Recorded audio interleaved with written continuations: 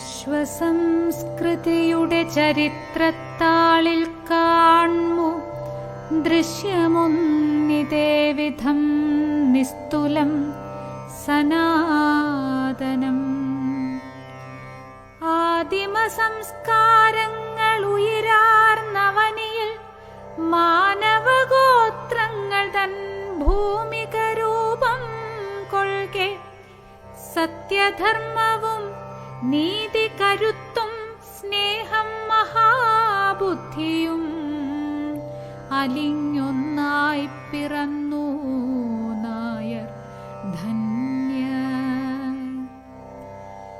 എത്രയോ സിംഹാസനം കാത്തുരക്ഷിച്ചു ശക്തരെത്രയോ രാജ്യങ്ങൾക്ക് കാവലിൻ കരുത്തേകി കൊള്ളിമീൻ തോൽക്കും വിധം പടവാളുമായി പറന്നു ഉന്നതം നിലപാടുതറകൾ സംരക്ഷിക്കാൻ. കാലത്തിൻ പ്രയാണത്തിലൊക്കെയും നശിക്കയാൽ അന്ധതാമിശ്രങ്ങളിലാണ്ടുപോയി സമുദായം.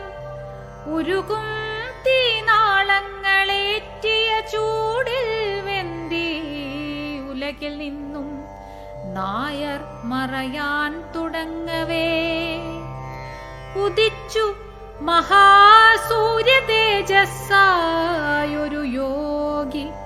ജ്വലിച്ചു സമുദായം ആ ദിവ്യപ്രഭാവത്തിൽ. ആത്മപൗർണമി ചൊരിങ്ങി യുഗപ്രഭാവനായി ആയിരം താരാഗണമൊരുമിച്ചുദിച്ച പോൽ സഹജാതരാണെന്റെ സർവവും മന്നിൽ. സാക്ഷാൽ സമുദായമാണെന്റെ പ്രാണനും ദൈവം പോലും എന്നുരച്ചവതരിച്ച ദിവ്യദേഹം ധന്യം.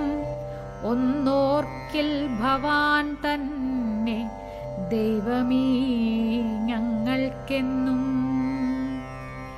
ഇല്ലായ്മ ധിഷണയാലില്ലാതെയാക്കി ജന്മം സമുദായ സംഘമതിനായി അർപ്പിച്ചു മഹാഭാഗൻ.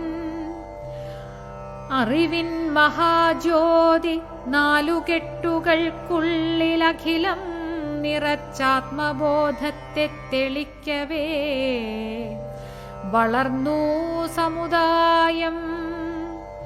വളർന്നു സമുദായം ഒന്നു ചേർന്നതിവേഗം ഉണർന്നു സുഷുപ്തിയിലാണ്ടുപോയവരെല്ലാം. ആരൊരാൾ ഭഗീരഥ സമനായി ജനിച്ചു തൻ സോദരർക്കെല്ലാം മുക്തി നൽകിയ നരശ്രേഷ്ഠൻ. അതുതാനല്ലോ മന്നം യുഗകേസരി സാക്ഷാൽ വരദൻ ആചാര്യനാം പത്മനാഭനാം ധന്യൻ. അതുതാനല്ലോ മന്നം യുഗകേസരി സാക്ഷാൽ വരദൻ ആചാര്യനാം പത്മനാഭനാം ധന്യൻ. കരുണാസമുദ്രമായി യുഗസൂര്യനായി മന്നത്തവതാരത്തെ ചെയ്ത പുണ്യ തേജസ്സേ തൊഴാം. കരുണാസമുദ്രമായി യുഗസൂര്യനായി